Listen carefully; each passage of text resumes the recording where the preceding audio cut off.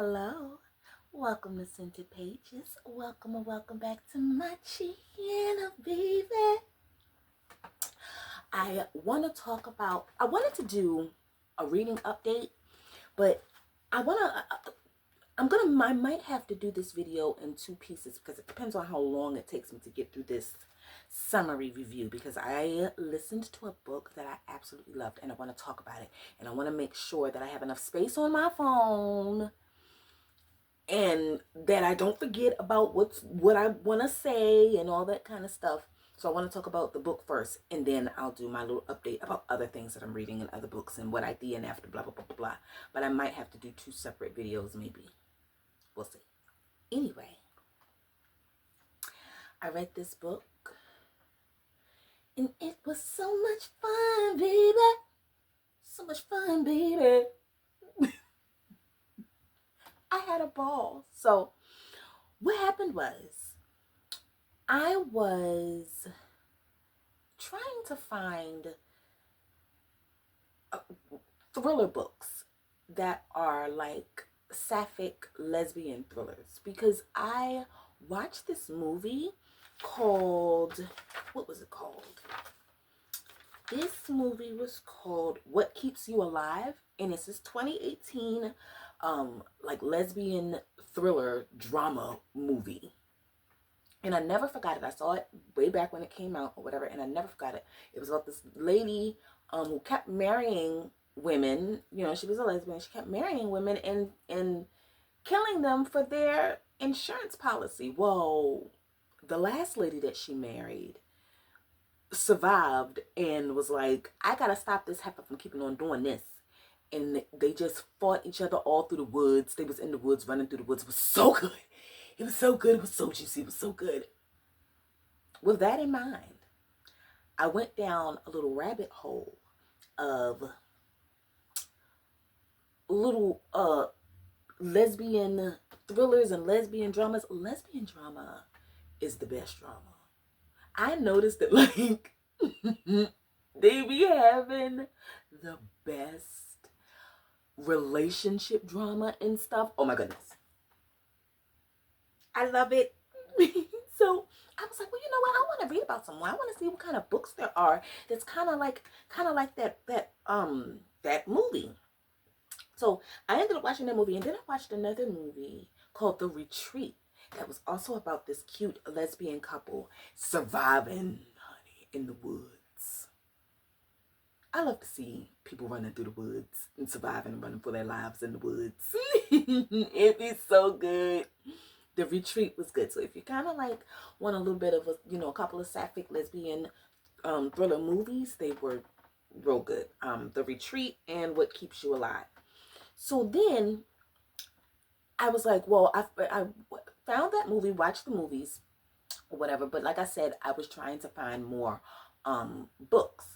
So in my little search on the internet, I ended up coming across this really cute website called the Lesbrary.com. Lesbrary. That is so cute. I love the title. That is so cute. So it's spelled LESBRARY.com. And I think that name is just the sweetest. It's a book blog about sapphic books with occasional coverage of other identities. I'll link it down below. And it says, with other identities under the broad, doesn't identify as a man and is at least some of the time attracted romantically and or sexually to others who do not identify as a man. Category. The Lesbrary is a sapphic book blog that started in 2010. It's run by Danica Ellis, and they have dozens of reviewers from around the world recommending sapphic books in every genre, including some that I plan to check out, like general fiction, historical fiction, horror, oh my goodness, it's good, mystery, memoir, romance, erotica, and nonfiction, all with that lesbian sapphic juicy element. I love it. So I've read this book, listened to it, I should say, on audiobook and it's called We Used to Live Here, and it's on that website.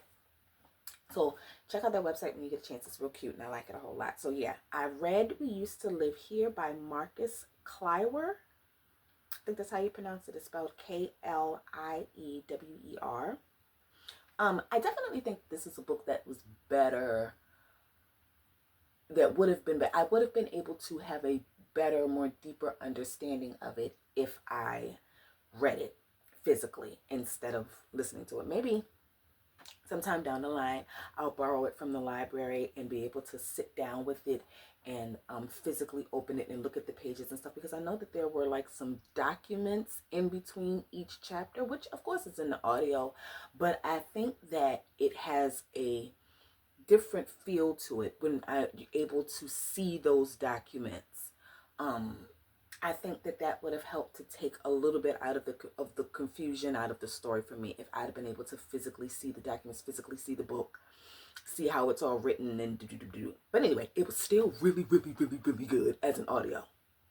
So listen, we got this. I might get thirsty. I didn't make any tea. I might pause and stop for a little while and go make me some tea, because I'm about to be talking for a long time. So there's this lesbian couple, and their names are Charlie and Eve, and they like to flip houses, buy and flip houses. So they just recently bought this house, and they are in it renovating it. I can't remember if they bought it to move into it or if they bought it to sell it. I think they buy it to sell it. But anyway, at this point they're in it. It's staying in it because they're renovating it. And they're like in the middle of fixing it up or whatever. So Charlie leaves to run an errand. And while Charlie is gone, there's a knock at the door. So Eve answers the door, and in front of her is a whole family, like a husband, a wife, and 3 children. So they are the newbies, and their names are Thomas Newby is the husband, Paige Newby is the wife, and then they have 3 children, Jenny, Kai, and Newton. I think Newton Newby is a hilarious name. Why did they name that boy Newton Newby? So anyway, they're the newbies, and the dad is like, hey, friend, I used to live in this house when I was a little boy, and I was just wondering if it was okay for me to come in, me and my family, all of us, and come in, and so I can show the kids around in the house that I used to live in. And he was like, and because she doesn't want to say no, because our good friend Eve here is a world star, first class people pleaser. She can't say no. She has a hard time saying no. And I don't understand it. I don't understand why. I'd have told them strangers so fast no. I get social anxiety and having things, and I'm not judging people for, being people pleaser. It was, I know that I am to a degree also a people pleaser, but not with strangers.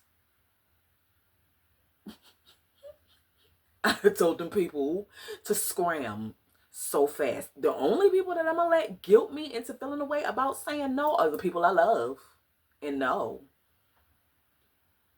So anyway, Eve is kind of like going back and forth with herself about it in her mind. And she's like, crap, I really wish Charlie was here. Where is she? She could tell these people no. She was like, what would Charlie do in this type of situation? So at first she tells people like, my wife, she pretended like she had called Charlie or whatever. She's like, my wife says it's not a good idea right now. And so he's like, well, okay. So they're like turning to leave, and Eve suddenly feels guilty. About what? She feels guilty about telling them people to leave. And so then she's like, well, if you guys can make it quick. And the dad's like, we'll be 15 minutes. She's like, 15 minutes? And he's like, yeah, 15 minutes. So So they go in, and the dad is doing his little tour, blah, blah, blah, blah, blah, walking around. And dad is, noticing marks and things that his sister had left when they were younger, around the house and blah, blah, blah. And they look kind of like weird. At least that's how it's described. They don't look like regular, like, childhood girl drawings. They look cryptic and ominous. So, as time goes by, oh wait, let me say real quick. So there's Mo. I watched a couple of other YouTubers talk about the book or whatever, and um I I was listening to what they were saying, but first I want to say my understanding. I thought that Mo was Eve's way of kind of like labeling or dealing with compartmentalizing, trying to package all of the whole of her anxious and anxiety thoughts. And so she just labeled it Mo. Now Mo is this monkey who she had when she was a little girl. And then as she grew up, she had the thing as a little girl. I think she lost it or something. It pops back up later on in the story though. So, it was like this little monkey that she was like, it was her childhood toy, and she had, real emotional attachment to it. So I think that she just, because she had an emotional attachment to this, such a strong emotional attachment to this toy monkey named Mo as a kid, I think that she just grew up and adopted that comfort as an adult and tried to take her anxiety and comfort herself by labeling it what her comfort animal was as a kid. That's what I think. But anyway, so Mo is just her anxious thoughts, right? But they keep her safe. Like Mo be having her back in her head. That sounds crazy, but it is what it is. So this voice of anxiety in Eve's head is like it tells her like it's the mark of a death cult, and this family is part of a death cult, and they're coming back here to finish some kind of ritual. So let me see. So the kids too are like they act normal for the most part, but like the one, I think his name is Kai, he was kind of weird and like being kind of mean to his brother. So anyway, so there's Mo, which is her anxiety thoughts. So she has these anxious thoughts, and while they're in the house after the 15 minutes, is up or whatever, and now it's time to leave, well, suddenly the little girl Jenny is missing. She then went and hid in the house somewhere and is playing a sudden game of hide and go seek, and can't nobody find her. The police can. I bet you the police can find her. I'd call 911. As soon as that child would have went missing in my house somewhere, I would have immediately called 911. Because where is she? You're not going to be missing in my house. Not in my house.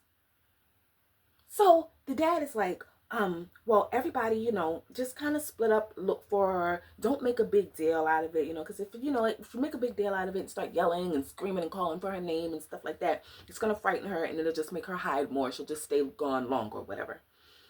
So I'm thinking to myself, like, how in the world is this little girl not afraid to go into some stranger's house, to be hiding in some stranger's house? Most kids would never do something like that, especially in a house that they don't know. Maybe in their own house, but not in some house that they just don't know, and it just goes hiding. I was like, that's weird. So, then too, Eve is like, well, they have a kind of a relaxed attitude about it, Paige and Thomas. Like, they're not highly alarmed that their kid is missing in essentially a stranger's house. Like, they don't know Eve or anything. In her house, like I said, they're in the middle of renovating it. So, most parents will start to panic in a situation like that, but they don't. So, the girl is still missing. Eventually, Charlie comes back home from her errand, and she's like, "Well, who the hell are these people in my house?" And so Eve's like, and she's looking all sheepish and saying how she couldn't say no. And Charlie was like, "Why not?" Charlie was like, "Why you say no by saying no, no?" Charlie couldn't understand why she couldn't say no, and neither could I. So they were there. So at that point, they were already in the house. So Charlie just was like, the little girl is still missing in their house. And Charlie was like, "Well, you guys just stay for dinner." She invited them to stay for dinner. So they stay for dinner. And during this dinner that they have, we get more of an idea of how Paige and Thomas are, the type of people, at least the type of person that Paige is. She's a bit of a character. She's at their dinner in their house, and she begins to like criticize them and ask really personal, invasive questions about their lifestyle. Well, do your parents know about your lifestyle? Do your parents approve of your lifestyle? And being really, really judgy. And Charlie was like, "Do your parents approve of your lifestyle?" She wasn't like, I liked Charlie in the beginning. So there's this theory also that we never meet the real Charlie in this until the very, very end. And I don't know that that's true. I think that this Charlie was Eve's Charlie. I think we did meet the real Charlie, because this Charlie was spunky to me. Like, she gave Paige a run for her money. Like, she wasn't a pushover, unless that was just all a part of the scheme of the house and trapping Eve in it. Unless she really was just this doppelganger. I'm saying too much. Wait, so anyway, Charlie and Paige kind of get into it at dinner, and finally after dinner, Jenny comes out from hiding and talk about sorry, right? So she's just saying sorry a whole lot, and I'd have been so mad at that little girl. I'd just been mad at her. Well, I was getting ready to say that you don't go, playing hide and go seek in strangers' houses, but you also don't go knocking on the doors of strangers talking about, "I used to live here." That's weird too. The whole thing, the whole family, the whole situation is weird. So, like, okay, I wrote down, I could see if maybe you're driving by your old house and you say maybe, "Oh, well, if you can see that nobody's living there, like, let's just say it really is abandoned or whatever, and maybe you take a flashlight and see if you can look through the windows or something like that, if it's abandoned," something like that, but not to literally knock on somebody's door and ask them if you can show your kids around their house. So,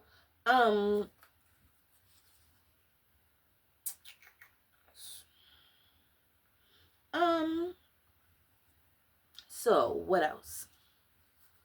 So Thomas, also the father, is being weird, right? This house, he's talking about his sister.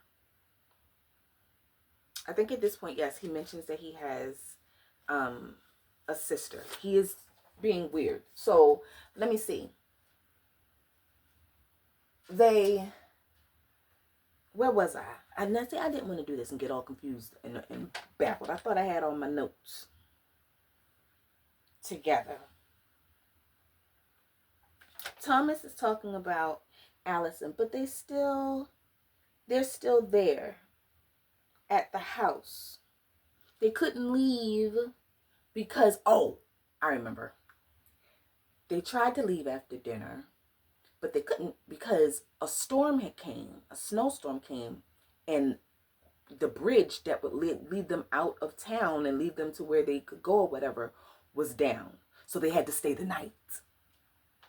Now, once they have to stay the night, then it gets real.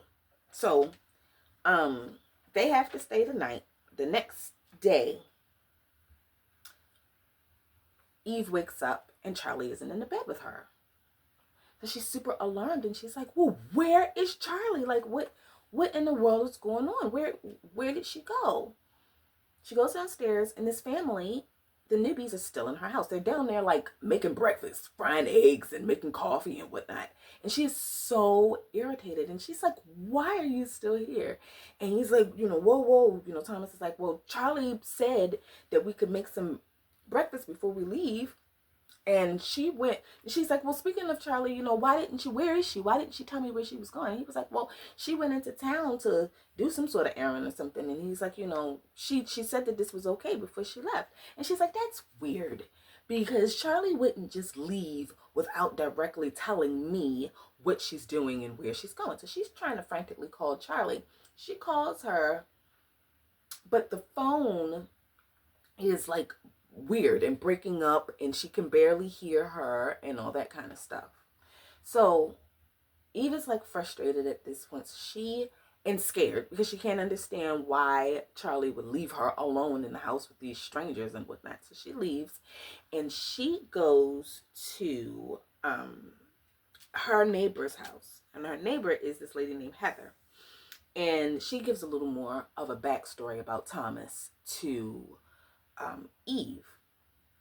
Also, Heather's house is weird and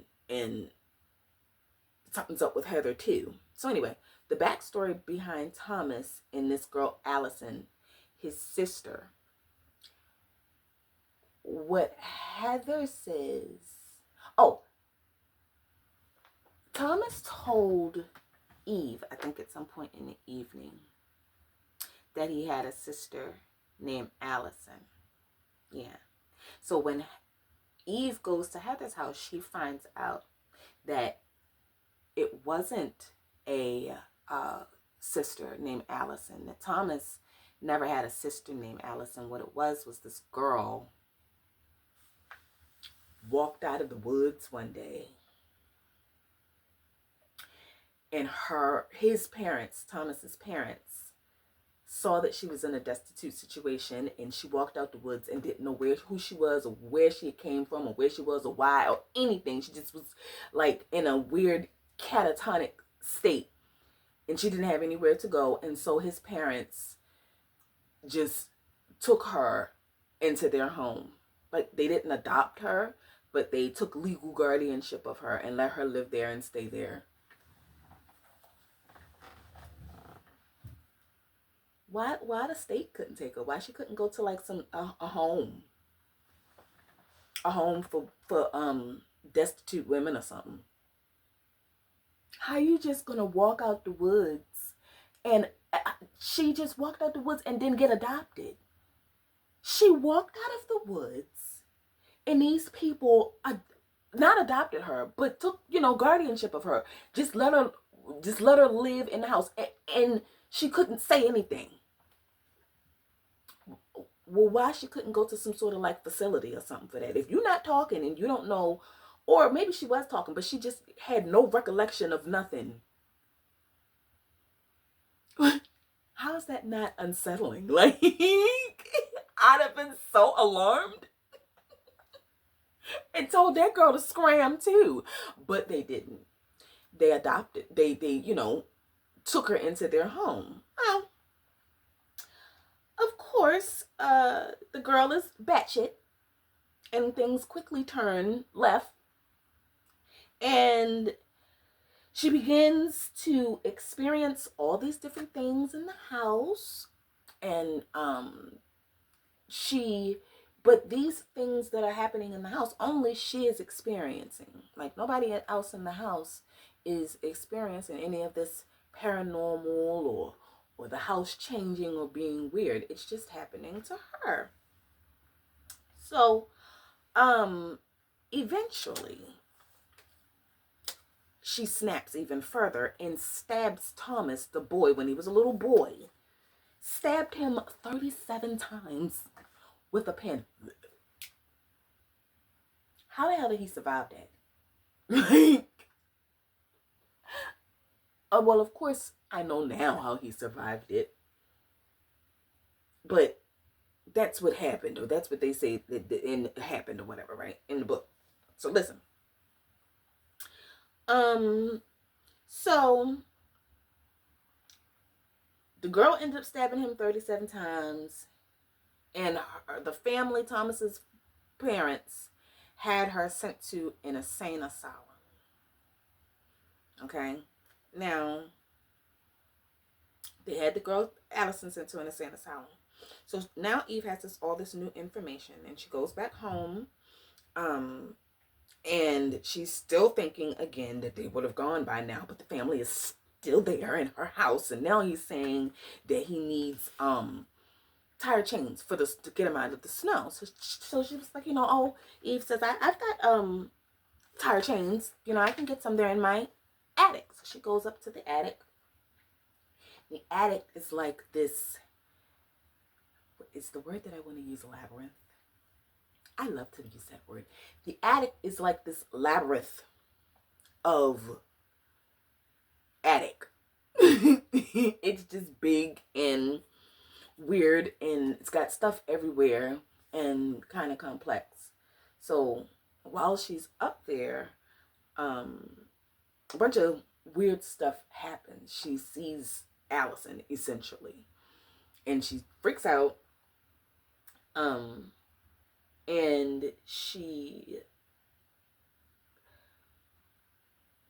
when she freaks out, she goes towards the door of the attic. Thomas opens it up, and she falls down the steps and like hits her head.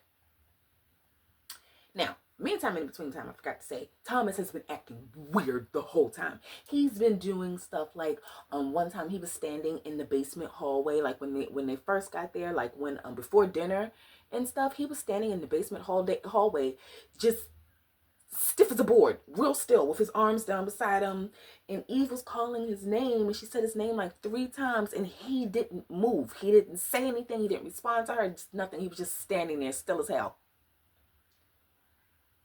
Then another time she saw him, and she was looking at him out of the window, and she could see him, but he couldn't see her. And so he makes sure that like no one can see him or whatever.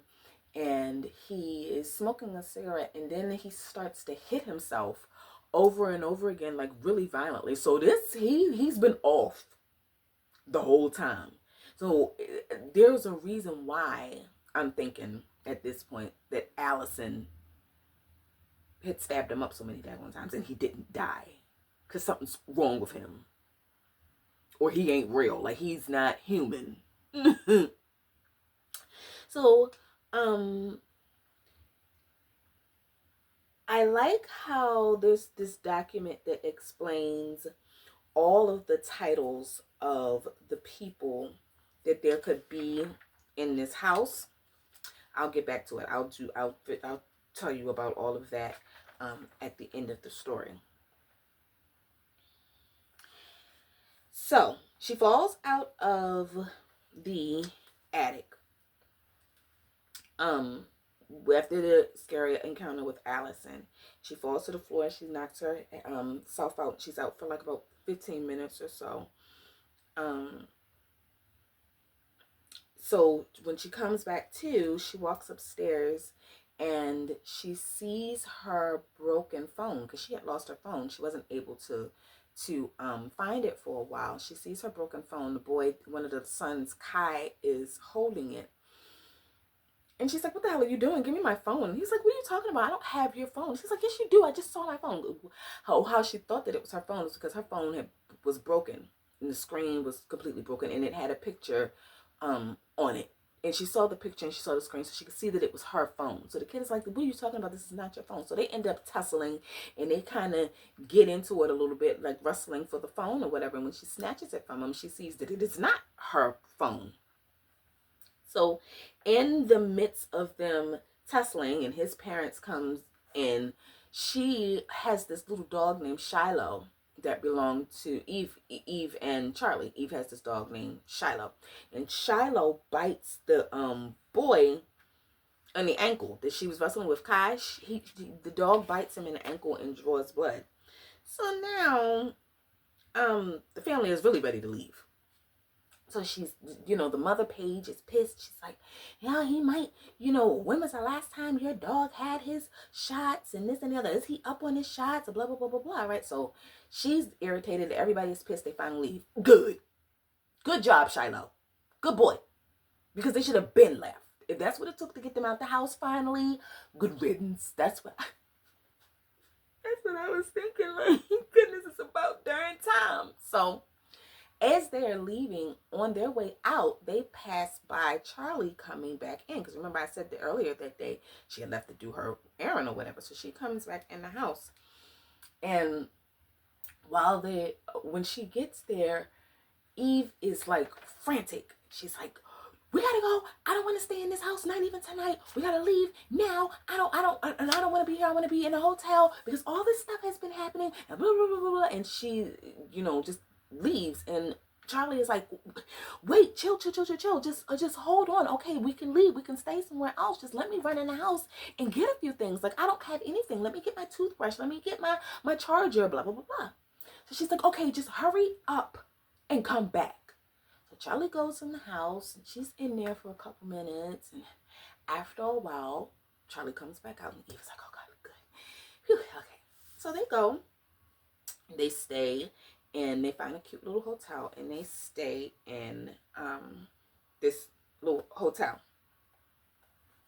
And while they're there, Eve suddenly gets this feeling that Charlie isn't herself, isn't really Charlie. Like, she isn't who she says she is. And so Eve is like, how do we meet? So Charlie tells her this whole story, the whole true story about how they met. So it satisfies Eve enough for her to go to sleep. So they both go to sleep. And while they're asleep at about 3:30 in the morning or whatever, Charlie's phone rings. So it wakes Eve up. She gets up, she answers the phone, she looks at the phone. Before she answers it, she looks at the phone and she sees that it's Eve. The phone call is coming from Eve. So she's like, well, somebody found my phone, obviously. She answers the phone, and on the other end is Charlie. And she's like, the girl that you are with is not me, and you need to get away from her, and you need to run. And so, of course, that was oh, God, that's so creepy. That was creepy. That was the part that kind of made a little tingle go up my spine. Because what do you mean? That this lady that I'm with is not you, and you on my phone calling me from my phone? She immediately ran away, as she should have. She ran. And of course, in her scrambling to put on her clothes and this and that and get out the door, she ended up waking doppelganger Charlie up. So Charlie's like, what's wrong with you? What are you doing? And she's like, I don't. She makes up some excuse for having to leave and go back to the house or something like that, right? She leaves. Of course, she goes back to the house. And that was what Charlie said. She said, the girl that you are with, the Charlie that you're with now, is not me. And you need to run, and you need to get as far away from her as possible and never return to this house again. She told her to don't ever come back. And of course she goes back. As soon as she could, as soon as she realized that Charlie wasn't there, she went back to save her. So she goes back to the house, and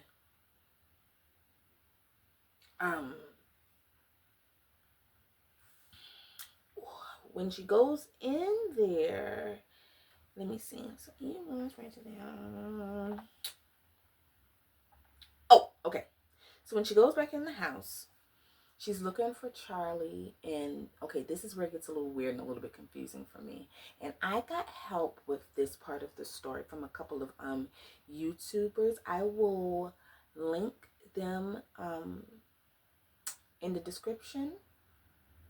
So she gets back to the house, and I'll link both the videos in the description, and their names too.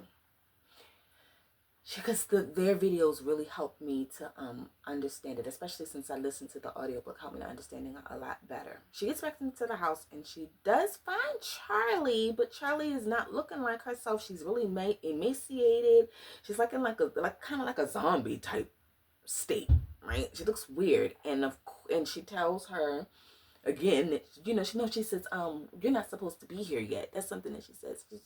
And of course, that's again alarming to Eve. And she says, Alice, but then that's when Allison appears too, and it causes Eve to run away.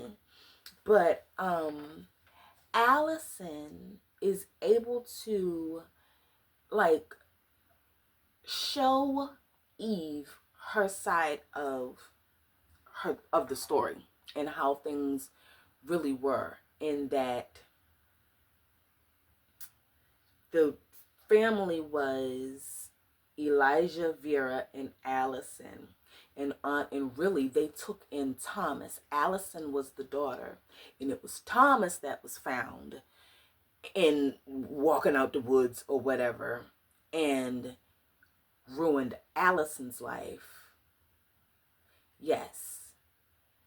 Well then, yeah, it ruined Allison's life, causing her to stab him, and having her sent to an insane asylum. Yeah. So, but the insane asylum really is this daggone house that she's been trapped in. So she's been trapped inside of this house for years because of Thomas, and that's why she stabbed him, and because she was, he was really messing with her, and she needs to do a ritual to get out of the house. So anyway, as a result of her parents taking Thomas in, her life falls apart, and we are able to have we are able to get a clearer understanding of Allison as her being really the victim and not just some ghost. So when Eve comes from out of the basement, she sees Thomas again. We've kind of had, at this point, it's like a change in time. Because I listen, I'm not about to turn my brain into mashed potatoes and gravy trying to figure this book out. Trying to explain it, because it was a whole lot. Especially when I got to the end, trying to understand it and explain it. So anyway, she comes out of the basement. Thomas greets her. But now I'm wondering, well, how in the world did they get back in the house? But I don't remember what made them come back, because they had left. But what made them come back is that they always come back to that house. There wasn't an event or anything that made them come back. Thomas is just attached to that house, and they all are attached to that house. When I read you that document at the end, then you'll get a better understanding of things. So anyway, she comes out the basement, and Thomas is calling her Emma. And Eve is like, well, what the fuck? Like, my name is Eve. Like, I'm not Emma. And he's like, well, Emma, have you taken your medicine? And then that's when Eve is like, oh my God, I better play along to save myself. So she starts to answer to Emma. And so she's like, yeah, I did take my medicine. He's like, okay, well, I forgot that before she left the basement, she grabbed a hammer to take up there with her, because everything is weird. So he's like, well, why you got that hammer in your hand? And she's like, oh, well, I was just going to hang up some pictures or something. And whatever. And he's like, okay, well, we're having dinner now. Go have dinner. We're sitting down for dinner. Go sit down for dinner. So Eve goes and sits down for dinner.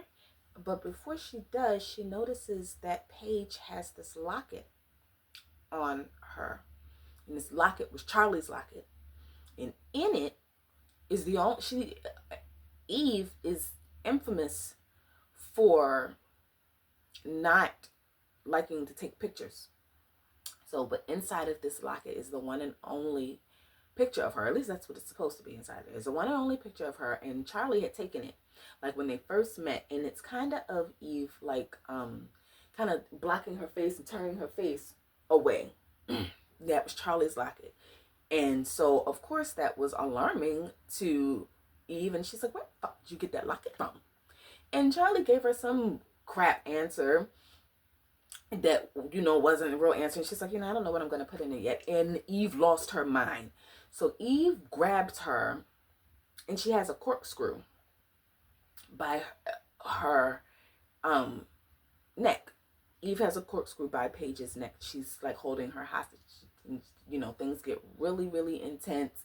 And that's when Paige stabs Eve in the leg. And out of, you know, pain and fear and retaliation and all of that, Eve stabs Paige in the neck with that corkscrew, of course, immediately killing her. And that causes Thomas to lose his mind. And he is like, he immediately calls the police, and now he's coming after Eve. He's trying to attack Eve, and you know, and get her. So they end up fighting, and in the midst of Thomas and Eve fighting, Eve has this daggone hammer, and she hits him in the cheek with this hammer and drags it across his face, across his cheeks. Oh my God. I was like, yes, sweet, sweet victory. I was so happy for her. I was like, that's how you do it, girl. It was nice. I know it was good.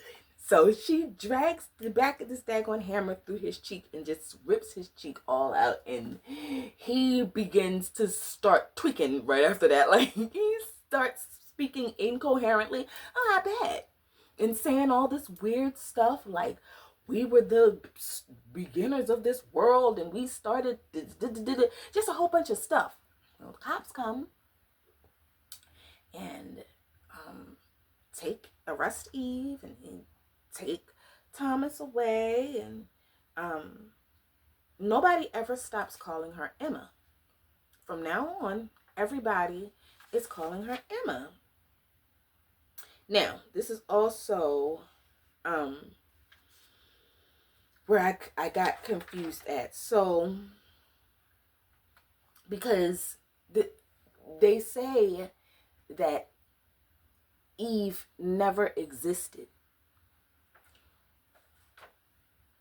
And they, like, even when Eve tells them who her parents are and they contact the people that she says are her parents, she's like, they don't know her.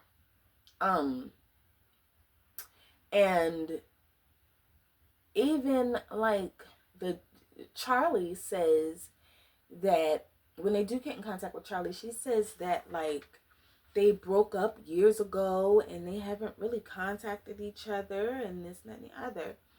Long story short, Eve has been locked up in the insane asylum for like 3 years. So one day, Thomas comes to the insane asylum to be a gaslighting bee, and he gives her a envelope. And in the envelope, as he, you know, is leaving, she opens up the envelope, and in the envelope is Charlie's locket, and he says, he said something like, I know how much this meant to you and Charlie. And inside of it is that picture of the one and only picture of of Eve, not of Emma. So so Thomas knows all of what he's doing and what's going on. And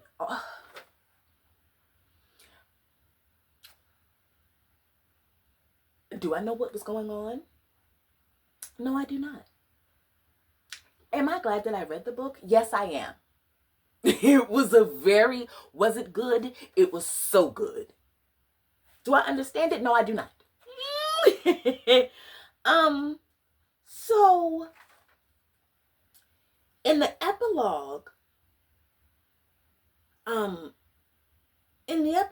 Charlie is making a post in like this conspiracy forum, and she says help, and she's talking about how she can't find her girlfriend Eve and how they had just bought a home, and when she came back to it, it looked completely abandoned, and she doesn't know where she is, and if she says Eve wasn't there and it was only their dog. She only found their dog Shiloh. I was really happy at the end when she was able to find Shiloh and Shiloh had survived it. Shiloh went through a lot in that book too. Um and yeah, I mean it's done. It's over with now. But like I said, I really I want to physically read it so that I can better understand it. I want to read it again so that I can better understand it. I can't think about it anymore because I've watched two like 3.5 additional hours of research and videos about it, and all of these notes, and I still have so many questions, and I'm still so baffled about things. It was so good though. So when you get a chance, I gave it a 5 stars, 5 out of 5 stars. Oh, it was excellent. It was really good. And don't think that just because I'm confused by it, that it's not a good book or that you're going to be confused by it. Maybe not, but there was a lot that I was having a hard time navigating because I honestly think it was because it was audio. But it was still really good. So, yes, that was We Used to Live Here by Marcus Kliewer. Kliewer. So I guess I do have enough time to talk about my update. Let me see. Maybe I should go ahead and make it. No, let's get this done and out of the way with. How long am I? I'm at 47 minutes already. No, I'm gonna stop it and record the second video. Yes, I'll see you later.